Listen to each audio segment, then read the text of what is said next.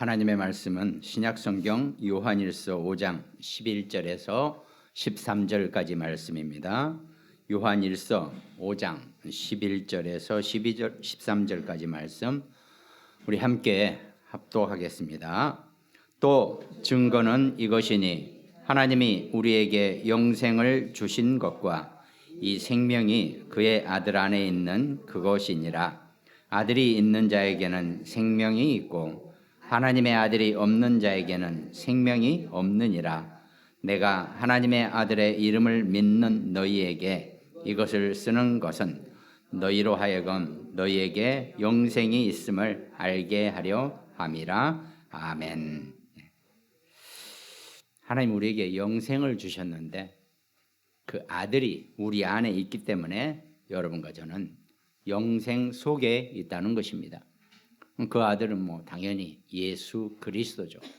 여러분과 저는 각자 다 다르지만 예수 그리스도를 영접하고 하나님의 자녀가 된 사람들입니다. 우리는 절대 그것이 번복이 되거나 취소가 되거나 없어지지 않는다 그랬어요. 한번 예수 그리스도 이름을 고백하고 하나님의 자녀가 된 사람은 절대로 그 하나님의 자녀에서 취소되지 않는다는 겁니다. 근데 우리가 워낙 육신의 삶을 살던 버릇이 있고 그 육신의 삶 속에 우리가 젖어 있다 보니까 문득문득 내가 하나님의 자녀고 구원을 받은 것에 대한 확신이 내가 없을 때가 있다는 거죠. 더군다나 이게 확실하게 무슨 내 몸에 어떤 어마어마한, 예를 들어 내가 예수 그리스도 영접 하나님 자녀가 되는 순간 내 몸에 갑자기 막 어마어마한 무슨 막 갑옷이 생겨나고 하여튼 만화 영화처럼 딱 두드러지는 게 있으면 차라리 괜찮겠는데 그것도 없단 말이죠.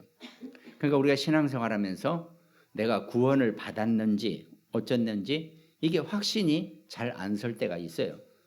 더군다나 많은 신학자들이 구원이 그렇게 쉬운 줄 아느냐, 어마어마하게 충성, 봉사, 헌신해야지 그게 구원이지, 그 말 한마디 해가지고 예수님 이름 한번 불렀다고 네가 구원받을 줄 아느냐, 이런 식으로 조장을 해내는 그런 상황도 생긴다는 겁니다. 물론 전혀 아니라고는 할 수 없지만 성경에서는 분명히 영접하는 자, 곧 그 이름을 믿는 자들에게는 하나님의 자녀가 되는 권세를 주셨다고 했기 때문에 예수 그리스도 이름을 한번 고백하면 그걸로 끝입니다. 근데 워낙 이제 신학자들이나 많은 사람들, 목사님들이 그렇게 쉽게 하면서 무언가 자꾸 이제 우리를 독려하고 뭔가 우리를 더 열심히 신앙생활을 하게 해주려고 열심히 하라는 차원으로 그런 표현을 했을 뿐이지 절대 그러지 않고 구원받는 자는 즉시로 하나님의 자녀가 되고 하나님의 백성이 된다는 겁니다. 근데 그 확신이 명확하지 않으니까 때로는 신앙생활하면서 이렇게 저렇게 상황이 생겨난다는 겁니다. 이제 우리가 왜 확신이 없는가? 확신이 없을 때는 구원의 축복을 우리가 제대로 못 누린다는 겁니다. 확신이 없으니까. 아니 당장 내가 내일 어마어마한 큰 집이 생기고 확신이 딱 생기면 오늘 내가 사는 게 아무런 문제될 게 없어요. 내일이면 내가 큰 집으로 이사 가고 좋은 것을 손에 쥘 수 있는, 그게 확실하니까. 근데 우리는 그게 잘 잡히지가 않는다는 겁니다. 그래서 구원받은 하나님 자녀의 축복을, 그 권세를 우리가 제대로 누리지 못하고 사는 경우가 발생한다는 겁니다.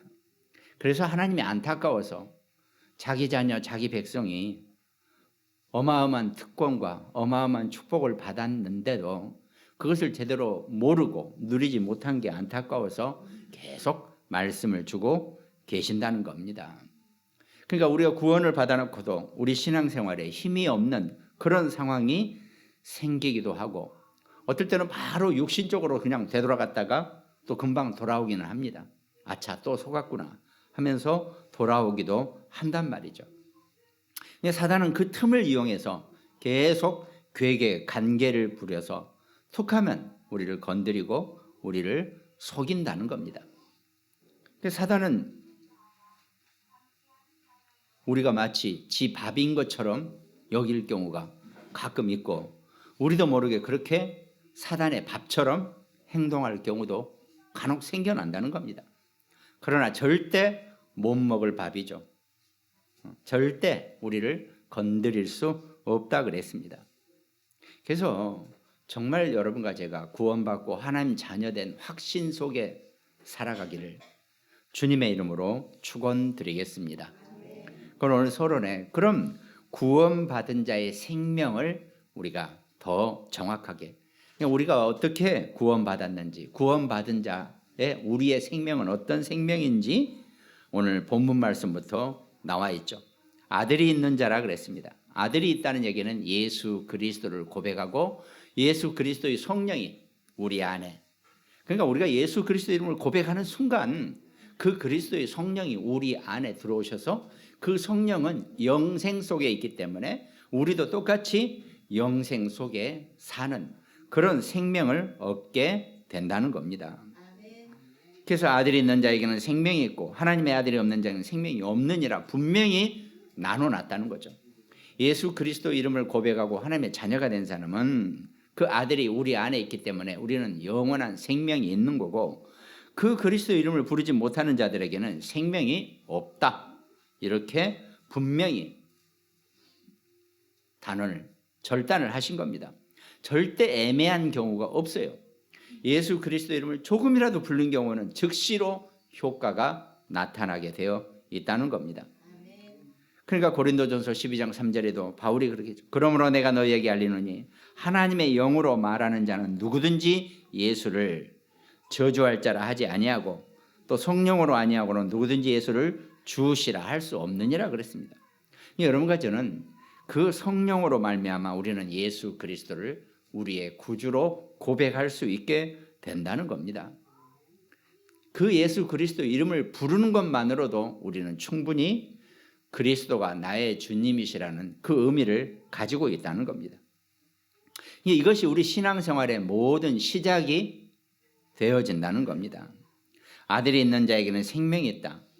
그 그리스도가 우리 안에 있는 사람은, 그러니까 그것이 우리의 모든 것의 시작이 되어져야 한다는 겁니다. 어떤 신앙생활이나 삶 중에 혼동스럽거나 혼미스러운 문제가 생겼을 때 그리스도를 영접하고 그 아들이 내가 있으니까 나는 영원한 하나님의 자녀고 구원받은 축복된 존재라는 것을 내가 언제든지 되새기면 된다는 겁니다. 뭐가 힘들고 어려우면 다시 그 시작으로 돌아가면 된다는 겁니다. 아들이 있는 자. 그래서 그 아들이 우리 안에 있는 자는 우리는 구원을 분명히 받았다라고 합니다. 이 구원받은 자의 생명을 정확하게 우리가 육신적으로 인지하고 우리가 그거를 어떻게 합니까? 우리 안에 감사로 우리 안에 두면 된다는 거죠. 이 구원받은 자라는 것은 예수님을 분명히 지식으로, 마음으로, 입술로 시인하고 영접한 자를 의미한다는 겁니다. 그러니까 우리는 분명히, 여러분과 저는 여기 계신 모든 분은 예수 그리스도 이름을 부른 자들이라는 거죠. 그것으로 구원의 조건은 완전히 끝난다는 겁니다. 그래서 영접하는 자, 하나님의 자녀가 되는 권세를 주셨다고 요한복음 1장 12절에 분명히 성경은 말씀하고 계신다는 거죠. 그래서 계시록 3장 20절에 보니까 볼지어다 내가 문 밖에 서서 두드리노니 누구든지 내 음성을 듣고 문을 열면 내가 그에게로 들어가 그와 더불어 먹고 그는 나와 더불어 먹으리라 그랬습니다. 뭐 먹는 게 그렇게 중요합니까? 그런데 사실은 이 옛날의 표현, 이 성경의 그 초대교회 표현은 함께 먹는다는 게 어마어마한 큰 의미를 가지고 있습니다. 모든 것을 함께 한다는 뜻을 함께 먹는다는 뜻으로 듭니다. 뭐 여러분과 저는 그냥 아침, 점심, 저녁 각각 다른 데서 먹고 뭐 다 그렇게 살지만은 이렇게 먹는 거에 지금 우리가 크게 문제가 없잖아요. 그럼 저희 어렸을 때만 하더라도 아침 드셨어요? 이렇게 물어보는 게 그 전에는 아침 못 먹고 사는 사람들이 많았기 때문에 그냥 인사를 한 거였단 말이죠. 그렇다고 안 먹었는데요, 그럼 먹을래요? 이렇게 할 사람도 없어요.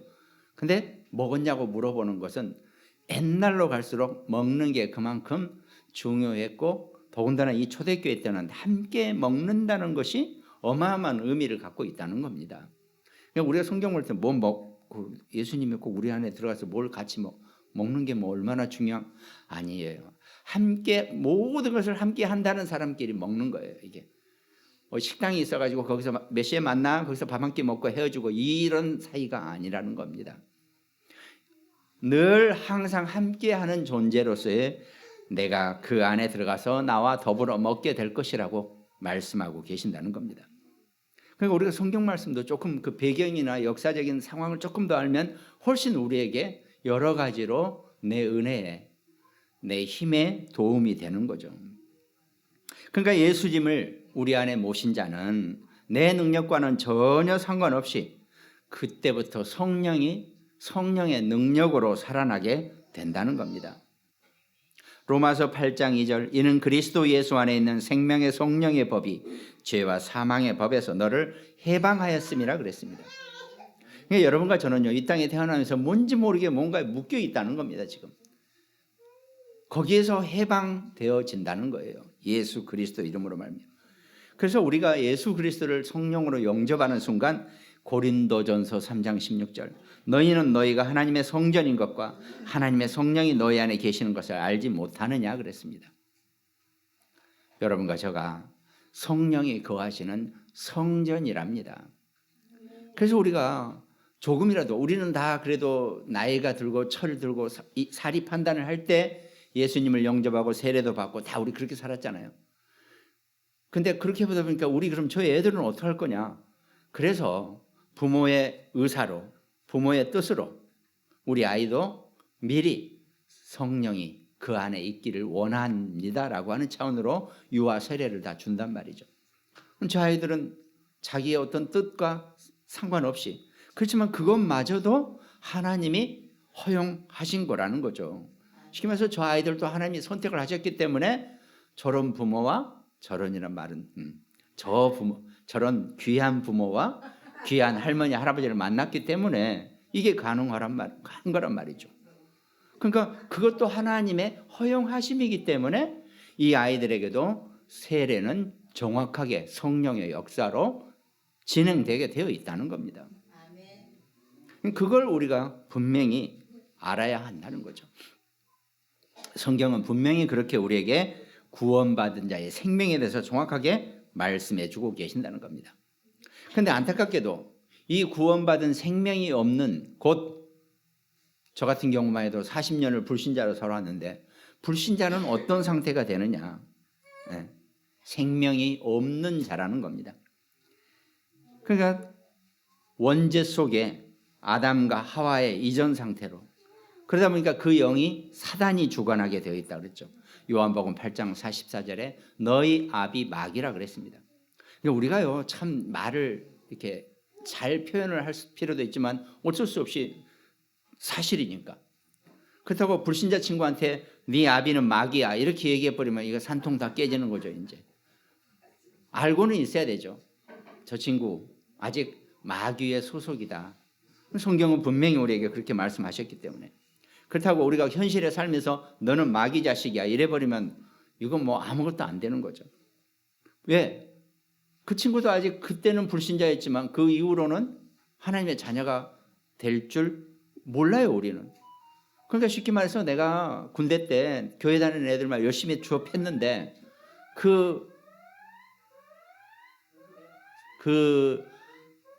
나한테 얻어맞은 그 기독교 친구는 그래도 나를 욕하지 않았을 거예요. 원리를 알고 있으니까. 그래, 지금은 네가 마귀의 자식이지만 때가 되면 하나님의 자녀가 되겠지. 그리고 나를 위해 더 기도해 줬을 거 아니에요, 맞은 만큼. 그러니까 내가 나이 40에 예수 그리스도를 제대로 영접하고 하나님의 자녀가 되고 목회자까지 된단 말이죠. 지나온 세월 속에 하나님의 역사가 아닌 것 하나도 없거든요. 왜? 분명히 나한테 얻어맞은 그때 교회 갔다 오던 그 군인 애들이 전부 다 나를 놓고 기도했을 거 아닙니까? 흑암이 꺾여지게 하시었고 예수 믿고 목사가 되게 해주세요 이랬을 때 누가 압니까? 그러니까 우리가 전도는요, 이렇게 따로 얘기할 게 없습니다. 우리의 삶이 전도예요. 나를 보고 야, 나도 저 사람처럼 저 사람 다니는 교회 다니고 싶다. 이게 전도예요. 나는 제 다니는 교회는 절대로 안 나갈 거야. 이제 이래버리면 좀 골치 아픈 일이 생기는 거죠. 우리 인생 살아가면서 여러분과 제가 늘 전도자의 삶을 사는 게 우리 입으로 예수 그리스도를 전파하는 것도 귀한 전도지만 우리가 살아가는 모습도 최고의 전도지라는 것을 놓치지 마시기 바랍니다. 그러니까 이렇게 구원받지 못하고 생명이 없는 자는, 예수님을 영접하지 못한 자는 마태복음 11장 28절 수고하고 무거운 짐진 자들아 그랬습니다. 뭘 많이 갖고 뭘 많이 성취해도 만족이 없어요. 더 채워야 되고 더 끓여야 되니까 막 수고하고 무거운 짐을 질 수밖에 없다는 겁니다. 성취하면 끝없는 분쟁을 계속하게 된다는 거죠. 마태복음 12장 34절에 예수님이 바리새의 율법자들에게 얘기한 거죠. 독사의 자식들아, 너희는 악하니 어떻게 선한 말을 할 수 있느냐? 이는 마음에 가득한 것을 입으로 말함이라. 그러니까 이 흑암의 자손이 되다 보니까 좋은 말을 했는데도 그게 전부 다 뭡니까? 뱉은 말이 다 악한 말이 된다는 겁니다. 그러니까 바울이 마게도냐 지역 빌립보 지역에 갔을 때 그 귀신 들린 저 많은 소녀가 계속 바울 팀에게 뭐라 그랬습니까? 욕을 한 게 아니에요. 이 사람들은 지극히 높은 곳에 계시는 분의 대사다, 심부름꾼들이다, 이렇게 어마어마하게 칭송을 했단 말이에요. 그런데도 바울은 그 말의 원천이 흑암이기 때문에 심히 괴로워했다 그랬습니다. 그러니까요, 남들한테 칭찬받는다고 너무 좋아하지 마세요. 불신자가 우리한테 칭찬하는 것은 하나도 칭찬 아니에요. 그거는 전부 다 그거는 흑암입니다. 온전하게 하나님의 은혜 속에 여러분과 제가 인도받고 살 수 있는 귀한 인생 우리가 되어져야 한다는 거죠. 우리도 모르게, 그러니까 생명이, 불신자들은 자신도 모르게 육신은 마귀의 인도와 지배를 받는다는 거죠. 그때 너희는 그 가운데로 행하여 이 세상 풍조를 따르고 공중의 권세 잡은 자를 따랐으니, 에베소서 2장 2절에 공중 권세 잡은 자라 그랬습니다. 표현이 참 애매한 표현인데 애매한 것도 없어요. 공중권세라는 그 뜻을, 깊은 뜻을 보면은 어마어마한 의미가 들어있죠. 세상 것을 다 아직은 하나님이 흑암에게 맡겨놨기 때문에 흑암이 눈에 보이는 모든 세상을 쥐고 있다고 해도 전혀 틀린 표현이 아닙니다. 그러니까 그러다 보니까 그 불신 상태 속에서 때가 되면, 나이가 들면이라고 표현하지만 때가 오면은 육신도 병들고 정신, 마음도 시달리고, 더군다나 이 땅을 떠나는 날 누가복음 16장 보니까 그 부자가 날마다 잔치를 베풀며 그렇게 지는 나름대로 선행한다고 살았는데 죽고 나니까 눈 떠보니까 어마어마하게 뜨거운 불 가운데 있더라는 겁니다. 지옥불 속에 들어있었다는 거죠. 유대인들의 율법에는요, 일단 많이 가진 자가 많이 베풀라 하는 율법은 있습니다. 이 사람은 율법을 잘 지킨 사람이에요. 자기가 벌었던, 자기 부모가 유산을 물려줬던 돈이 많으니까, 그래 내가 할 수 있는 것은 열심히 날마다 잔치를 해서, 잔치를 하면 반드시 원칙이 그중에 3분의 1이나 4분의 1은 그 음식을 그 문 밖에 내놓게 돼 있어요. 이렇게 어려운 사람들을 구제하기 위해서. 그러니까 부자가 잔치를 하는 것은요, 돈 자랑하는 게 아니고 지 나름대로의 구제 방법이에요. 그렇게 해서 그 음식의 몇 분의 1을 문 밖에 내놓으면 지나가는 사람들이나 어려운 사람들이 와서 먹게 돼 있어요. 그러니까 날마다 그 부잣집 앞에 가면 돼요. 왜? 배고픈 사람들은, 없는 사람들은.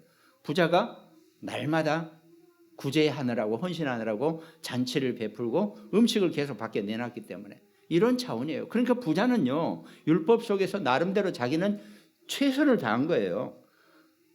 최선을 다해서 자기는 구제하고 율법을 따른 겁니다. 그런 자기가 죽고 나니까 지옥에 들어와 있는 거예요. 이게 웬일이냐? 나는 내가 할 만큼 다 했는데, 내 평생 살면서 날마다 잔치하면서 진짜 나는 최선을 다해서 없는 어려운 사람들을 먹여 살렸는데 내가 왜 갑자기 지금 여기 지옥에 와 있는 거야? 이렇게 되는 거죠. 그러니까 원리를 보면 됩니다.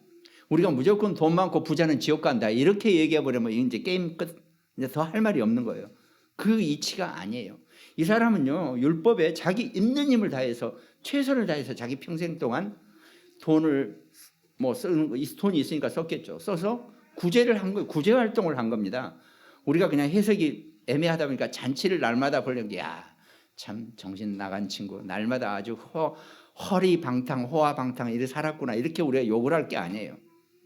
부자는 지 나름대로 최선을 다했다는 거예요. 근데 문제는 미안하게 예수 그리스도를 받아들이지 못하고 자기 원죄 문제를 해결하지 못했기 때문에 죽고 나니까 눈 떠보니까 뜨거운 불 가운데 빠져 있는 거고, 날마다 자기 집 앞에 와서 얻어먹던 저 거지 나사로는 아브라함의 품에 가 있단 말이죠. 이게 참 미칠 노릇이죠. 자기는 최선을 다해서 구제 활동을 하고 헌신 봉사를 했는데 죽고 나니까 지옥에 가 있고, 맨날 우리 집 앞에서 밥 얻어먹던 저 거지 나사로는 천국에 가 있단 말이죠. 가난한 자가 천국에 간다 이래버리면 이제 골치 아픈 문제가 되는 거죠. 신앙생활 못해요 그러면 여러분과 저는. 그게 아니라 거지 나사로는 예수님을 영접한 자이기 때문에 천국에 가 있고, 부자는 그렇게 열심히 자기 나름대로 최선을 다해서 충성 봉사 헌신을 했지만 예수님을 영접하지 않았기 때문에 지옥에 가 있는 거라는 겁니다.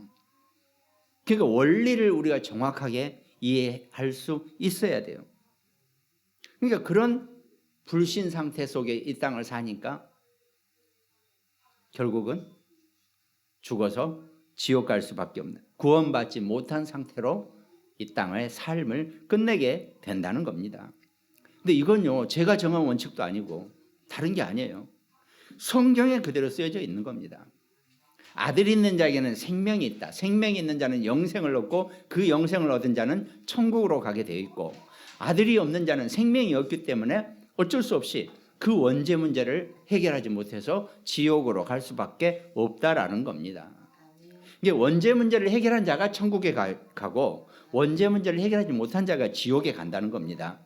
착한 일을 하고 남을 위해서 있는 목숨을 바친 사람이 천국에 가는 게 아니고, 그러면 이제 여러분과 제가 살아왔던 그 세상 윤리나 세상적인 어떤 기준에 혼동스럽죠. 기독교는 그래요. 기독교는 세상 윤리와 세상 기준에 따르는 데가 아닙니다. 그렇다고 우리가 그래 난 예수 영접했으니까 오늘부터 나쁜 짓 좀 엄청 해볼까? 닥치는 대로 때려 부셔볼까? 이건 아니죠. 왜? 예수 그리스도를 영접한 사람은 그렇게 생각이 돌아갈 수가 없거든요.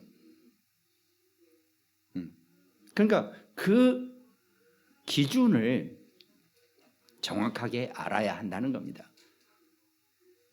구원받은 자의 생명이 어떤 것인지를 우리가 아는 거죠. 근데 진정으로 구원받은 사람은요, 절대 남을 해치거나 남을 못되게 한다거나 이렇게 할 수가 없어요. 우리가 소위 얘기하는 양심상이라는 표현은 인간의 육신적인 양심상이 아니라 기독교 영적인 양심을 의미하는 겁니다. 기독교인은 그렇게 사는 거죠. 그죠? 그게 된단 말이죠. 그 구원받은 자의 생명을 제대로 이해하지 못하고 알지 못하니까 확신이 없다 보니까 어떻게 합니까? 계속 헤매다 힘이 빠지게 되어 있다는 겁니다. 그러지 말자고 오늘 지금 우리가 왜 확신이 없는가를 말씀드리고 있는 거죠. 그럼 본론의 첫 번째, 본론의 세 가지 것을 또 우리가 제대로 이해하지 못하면은 확신이 제대로 서지 못한다는 겁니다. 그 첫 번째가 구원받은 자의 축복을 제대로 우리가 알아야 한다는 거죠. 에베소서 2장 1절에 그는 허물과 죄로 죽었던 너희를 살리셨도다 그랬습니다. 여러분과 제가 모든 인간은 하나님을 떠난 죄인으로 이 땅에 태어난다 그랬죠. 그거는 누구도 피할 수 없는 운명입니다. 근데 그 문제를 예수 그리스도 이름을 고백하고 하나님 자녀가 되는 순간 그는 허물과 죄로 죽었던 너희를 살리셨도다 그랬습니다. 모든 인간은 이 땅에 원죄를 피할 수 없다는 겁니다. 내가 열심히 내가 하늘으로 한 점 부끄럼 없이 나는 남을 돕고 최선을 다해서 그거 가지고는 안 된다는 얘기입니다. 그러니까 사실은 세상 잣대로 보면 이 기독교가 이해가 안 되고 잘못 우리가 오해를 받을 수도 분명히 있어요. 그러나 먼저 우선순위를 우리가 따지지 않은 겁니다. 우선순위가 예수 그리스도를 영접하고 우리 원죄 문제를 해결하는 겁니다. 그것이 구원받은 자의 축복이라는 겁니다. 그러니까 구원받은 자는 재앙과 보응의 조건인 죄에서 완전히 해방되게 되어 있다는 거죠. 우리가 굳이 분류하면 원죄 문제가 있고 자범죄 문제가 있고 조상의 죄가 있다고 그랬습니다. 그 죄 문제에서 우리가 해방되어진다는 겁니다. 그러면서 세상의 짐과 사단과 지옥 세력에서 즉시 해방되어지게 되어 있다는 겁니다. 그래서 에베소서 2장 4절 6절 긍휼이 풍성하신 하나님이 우리를 사랑하신 그 큰 사랑을 인하여 허물로 죽은 우리를 그리스도와 함께 살리셨고 너희는 은혜로 구원을 받은 것이라. 또 함께 일으키사 그리스도 예수 안에서 함께 하늘에 앉히시니 그랬습니다. 그러니까 여러분과 저의 영생의 보좌의 것까지 완전히 우리에게 약속을 하신 겁니다. 함께 하늘에 앉히신다 그랬습니다. 에베소서 2장 7절 보니까 이는 그리스도 예수 안에서 우리에게 자비하심으로써 그 은혜의 지극히 풍성함을 오는 여러 세대에 나타내려 하심이라 그랬습니다. 오는 여러 세대에. 그것이 여러분과 제가 이 땅을 살면서 정말 구원받은 자의 축복입니다. 그러니까 우리는 이 축복을 가지고 확신 속에 사는 거죠. 나는 이 축복을 받은 자다. 이 확신이 있어야 한다는 겁니다. 그래야 어떤 문제나 사건이나 내게 걸림돌이 생기더라도 내가 그것을 넘어설 수 있고 내가 그것을 깡다구로 이겨내는 것이고 내 인내로 정신력으로 참아내는 게 아니고 하나님의 은혜로 하나님 주시는 힘으로 넘어설 수 있게 된다는 겁니다. 그러니까요, 자꾸 우리가 오해를 하는데 뭘 이겨내고 참고 인내를 가지고 좋은 얘기죠. 사람이 인내도 있고 정신력도 있어야 되죠. 그러나 하나님의 은혜로 넘어서고 이겨내고 승리할 수 있는 그 인생이 최고의 축복된 인생이라는 것. 하나님 여러분과 제가 못 이길 것은요, 아예 감당하지 못할 것은 우리를 피하게 해주신다고 분명히 성경은 약속하고 계신다는 겁니다. 그러니까요, 이거 내가 감당이 안 된다 그러면 가만 놔둬버리세요. 하나님이 해결해 주시게 되어 있어요. 아니 어떤 부모가 자기 아이 앞에 큰 바위는 아니죠. 부모가 움직일 만한 바위 크기가 있는데 애는 절대 못 움직여요. 근데 그걸 네가 해봐 이럴 부모가 어디 있어요. 가서 싹 옮겨주죠. 일로 걸어가 그러면서. 하나님은 못할 것이 없는 그런 능력의 하나님이시기 때문에 여러분과 저의 앞에 놓여있는 어떤 어려움이나 문제도 하나님께 간구하면 즉시로 해결해 주신다 그랬죠. 그러니까 너의 염려를 주께 맡겨버리라 그랬잖아요. 맡겨버리라. 제가 말씀드렸죠. 맡기다라는 뜻이 사실은 이렇게 맡기는 건데 원래 원어를 연구해 보면 던져버린다는 뜻이에요. 그러니까 아이가 뭐 가지고 놀다가 문제가 생겼어요. 자기 부모 옆에 있어요. 휙 던져버린단 말이죠. 왜? 부모는 즉시 탁 받아가지고 해결해 줘요. 그게 부모 자식 간의 관계지. 하나님도 마찬가지예요. 여러분과 저 앞에 있는 어떤 문제나 사건도 그냥 던져버리면 하나님이 바로 받아서 해결해 주신다는 거예요. 그럼 하나님이 우리의 꼬붕이냐? 그게 아니죠. 하나님이 우리를 사랑하시니까 우리의 일거수일투족을 보고 계시다가 우리에게 생긴 문제는 어떤 것도 오히려 하나님은 우리 문제를 하나님한테 던지는 것을 너무 기뻐해요. 그렇잖아요. 내 문제를 하나님께 던져버리면 하나님이 더 기뻐하신다니까요. 사람이 자기 일은 자기가 책임져야지 주관성도 없는 놈 이렇게 얘기하면 곤란해요. 우리는 하나님 절대 우리를 그렇게 안 보세요. 오히려 내 문제를 내가 낑낑대고 혼자 있으면 하나님 너무 안타까워하세요. 옆에서 저건 나한테 던져주기만 하면 내가 해결할 텐데 왜 지가 저걸 하겠다고 전화를 치는 거야 그러면서 걱정하신다니까요. 하나님을 걱정시키지 않은 사람 되시기를 주님의 이름으로 축원드리겠습니다. 그러니까 두 번째로는 구원받은 자의 특권이 우리에게 있다는 겁니다. 마태복음 16장 13절에 20절 너는 베드로라. 마태복음 16장 18절에 내가 이 반석 위에 내 교회를 세우려니 음부의 권세가 이기지 못하리라. 우리에게 신앙생활을 하고 이 복음을 증거하고 전파할 수 있는 그런 특권을 우리에게 주셨다는 겁니다. 그러면서 사단은 절대로 우리를 넘보지 못하는 그 특권을 우리에게 주셨다는 거죠. 베드로전서 5장 8절 근신하라 깨어라 너희 대적 마귀가 우는 사자같이 두루다니며 삼킬 자를 찾나니 그랬습니다. 사단은 그러니까요. 지도 하는 일이 있어요. 열심히 우리의 틈만 찾으러 다니고 있다는 겁니다. 야고보서 4장 7절 그런즉 너희는 하나님께 복종할 자다 마귀를 대적하라 그러면 너희를 피하리라.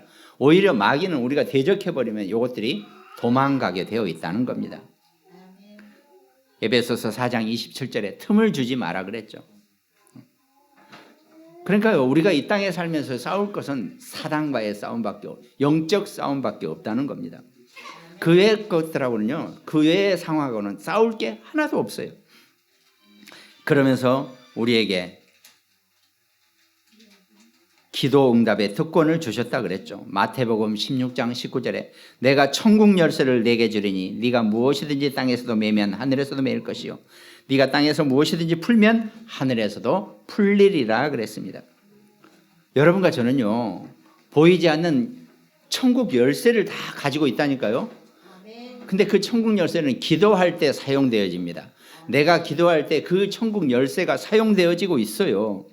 무엇이든지 내가 이쪽에 여기서 원하면 하늘에서도 그렇게 해주게 되어 있다는 겁니다. 누가복음 18장 5절에 이 과부가 나를 번거롭게 하니 내가 그 원한을 풀어주리라. 그렇지 않으면 늘 와서 나를 괴롭게 하리라 그랬어요. 재판장이 그냥 대충 넘어가려고 한 문제인데 과부가 와서 자기가 억울하다고 날마다 와서 상소를 하니까 내 귀찮아서라도 이 과부의 이건 내가 풀어줘야겠다. 사람도 귀찮으면 풀어주게 돼 있어요. 와서 하도 그러면. 하나님도 여러분과 제가 기도할 때 하나님이 귀찮아서라도 풀어주시게 되어 있는데 꼭 하나님이 그런 하나님이실까요? 안 그래요. 무엇이든지 여러분과 저의 한숨도 다 들어주신다고 그랬습니다. 기도 응답의 열쇠를 붙잡고 구원받은 자의 특권을 누리시기 바랍니다. 근데 미안하지만요, 옆집 자식은 아무리 나한테 뭘 달라고 해도 내가 줄 수 없어요. 내 자녀가 아니니까.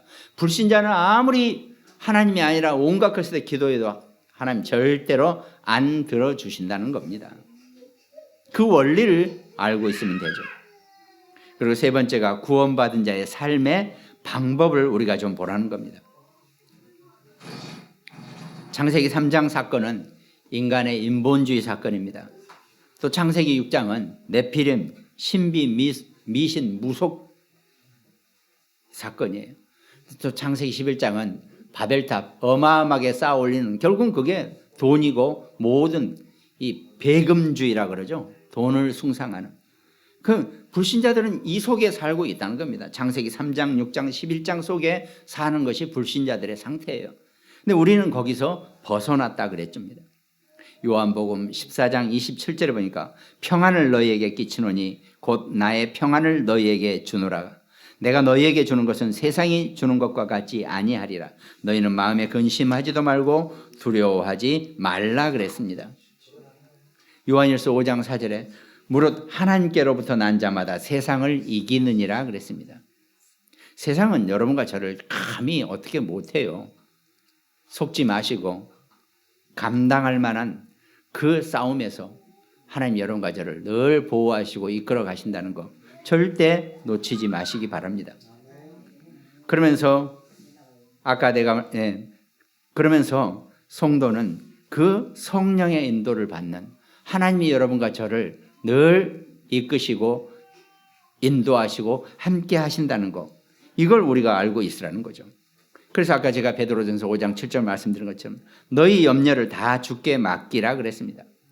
우리의 어떤 염려도 주께 다 던져버리라는 겁니다. 던져버리세요. 하나님은요, 여러분이 어떻게 던지더라도 다 받아내세요. 전능하신 하나님이시기 때문에 앞으로 던지든 뒤로 던지든 밑으로 던지든 위로 던지든 아무 상관없습니다. 다 받아서 해결해 주시게 되어 있다는 겁니다. 그래서 때로는 우리가 신앙생활하는 방법 중에 하나가 갈라디아서 2장 20절. 내가 그리스도와 함께 십자가에 못 박혔나니 그런즉 이제는 내가 사는 것이 아니요 오직 내 안에 그리스도께서 사시는 것이라 그랬습니다. 여러분과 저는 예수님이 십자가에서 못 박혀 죽으실, 우린 다 죽은 몸이에요. 우리 안에는 그리스도가 부활하셔서 살고 계신다는 겁니다. 그러니까 우리의 육신과 정신과 생각은 그때 다 죽고 없어졌어요. 2000년 전인데 내가 낳기도 전에, 아니에요. 이게 시공간을 초월한 보좌의 능력이라는 겁니다. 우리가 메시지 중에 시공간을 초월한다는 이 말은요, 여러분과 제가 육신에 묻혀 있으면, 육신에 붙잡혀 있고 여기에 걸려 있으면 절대 이거 이해 못해요. 여러분과 저의 능력은 하나님이 시공간을 초월하신 그 보좌의 능력으로 우리를 이끌어 가시고 우리에게 힘을 주시고 우리의 모든 것을 보호하고 계신다는 겁니다. 그러니까 갈라디아서 2장 20절 그 속에 우리가 있어요. 이제 내가 육체 가운데 사는 것은 나를 사랑하사 나를 위하여 자기 자신을 버리신 하나님의 아들을 믿는 믿음 안에서 사는 거라 그랬습니다.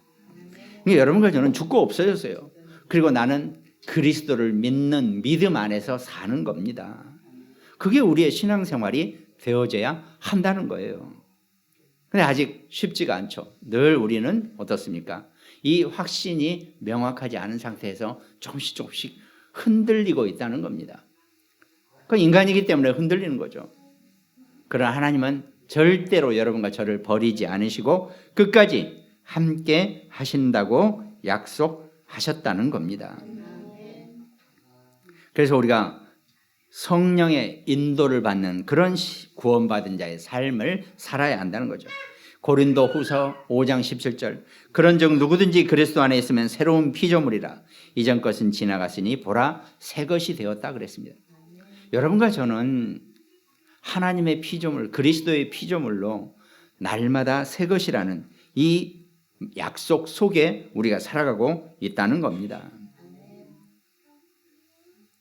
그러니까 우리 삶의 모든 것이 사도행전 1장 8절 땅끝까지 증인이 되는 삶이 우리가 되어진다는 겁니다. 그것이 구원받은 자의 삶의 내용이고 삶의 방법입니다. 여러분과 저는 그 언약 속에 우리가 살고 있다는 거죠. 그 결론은 우리가 성경 안에서 얻어낸 성경적 20가지 전도 전략에 답이 있다 그랬죠. 그 중에 첫 번째가 5기초라고 그랬습니다. 우리가 각 가정별로 성경 공부를 하고 신앙생활을 하는 이 다락방 같은 것은 그리스도의 유일성을 응답받은 사람이 시작하는 것이라 그랬습니다. 오직 예수의 것을 가지고 시작하는 모든 현장의 성경 말씀 시간 이게 우리에게 필요하다는 겁니다. 그러면 자연스럽게 오직 예수의 언약을 갖고 있는 여러분과 제가 만남의 축복이 반드시 있다는 겁니다. 이게 어떤 만남에도 하나님의 개입이 있고 하나님의 은혜가 있고 하나님의 축복이 있다는 겁니다. 그리고 그것이 각 가정 속에서 가정 단위로 시작되는 것이 미션홈이라고 그랬죠. 그러니까 초대교회 멤버들은 하도 핍박이 심하니까 집에 모여서 예배를 드렸어요. 왜? 공공장소에서는 절대 불가능했다는 겁니다. 붙잡히니까. 그러면서 자기가 붙잡은 이 언약을 가지고 자기 삶의 현장, 직장생활, 산업 그 속에서 어떻습니까? 만나는 사람들에게 조용히 예수 그리스도 그러니까요. 아무 말 하지 않고 내가 사업을 하고 있는데 나와 함께 사업을 하거나 나와 함께 일을 하는 사람이 당신을 보면 뭔가 내가 마음이 편안해진다. 응? 당신은 어떤 비밀이 있느냐 이렇게 물어볼 정도로 그 정도가 돼야 됩니다. 그럼 나 교회 다녀요. 그럼 당신이 다니는 교회는 내가 묻지도 따지지도 않고 함께 나가겠다. 이런 전문사에게 필요하다는 겁니다. 혹시 있으세요? 여러분들 삶의 현장에서 너가 다니는 교회는 내가 묻지도 따지지도 않고 함께 가줄게. 이런 사람 혹시 만난 적 있으세요? 아무튼 그게 돼야 돼요. 그게 안 되면요. 우리는 여전히 우리 삶의 신앙생활 속에 사는 그런 상황인 거죠. 그랬을 때 물론 하나님의 시간표가 있는 사람을 만나야 되겠지만 시간표가 안 되니까 그럴 수도 있겠습니다. 그러면서 이제 자기가 사는 삶의 지역 단위로 이 초대교회 사람들은 로마 군인과 이 유대인들이 하도 붙잡으러 다니니까 아예 무덤 속으로 들어가 숨어서 예배 생활을 했다 그러잖아요. 캄캄한 동굴 깊숙이 들어가면 도대체 앞이 눈앞도 안 보이는 그런 동굴 속으로 들어가다 보면은 거기서 모여서 예배를 드렸다는 겁니다. 어쩌면 그게 꽉 막힌 삶의 현장 같지만 전혀 그렇지 않죠. 하나님이 완전하게 보호하시고 하나님의 은혜와 하나님의 선물이 넘쳐나는 그런 예배 현장, 기독교인의 현장이 되는 것. 이게 성경 속에서 초대교회를 통해서 우리에게 증거하고 보여주고 있는 내용들입니다. 날마다 현장에서 날마다 집에서 하나님 말씀으로 승리하는 우리 모든 천국 백성들 되시기를 주님의 이름으로 축원드리겠습니다. 그래서 정말 확신 있는 신앙생활의 승리자가 되시기 바랍니다. 오늘 함께 말씀 나누는 우리 모든 가정들, 또 굿모닝 병원 현장, 또 당진, 서산, 태안, 대전, 우리 광주, 인천, 강릉지교회, 또 일본과 미국서 말씀 함께 나누는 우리 장로님들, 한 주간 이 말씀 속에서 또 여주의 우리 김종분 권사님, 우리 세종의 이송미, 경석이 정말 확신 있는 신앙생활로 한 주간 삶의 큰 축복을 누리는 귀한 백성 되시기를 주님의 이름으로 축원드리겠습니다. 기도하겠습니다. 하나님 감사합니다. 아들이 있는 자에게는 생명이 있다고 했으니 이 생명이 그리스도를 알고 그리스도의 그 언약의 승리자로 살아가는 귀한 생명의 근원이 될 수 있도록 우리 삶을 하나님이 책임지시고 늘 함께 하시는 축복받은 구원받은 자의 삶으로 이끌어갈 수 있도록 하나님 역사하여 주시옵소서. 감사를 드렸고 우리를 구원하신 예수 그리스도 이름으로 기도드립니다. 아멘.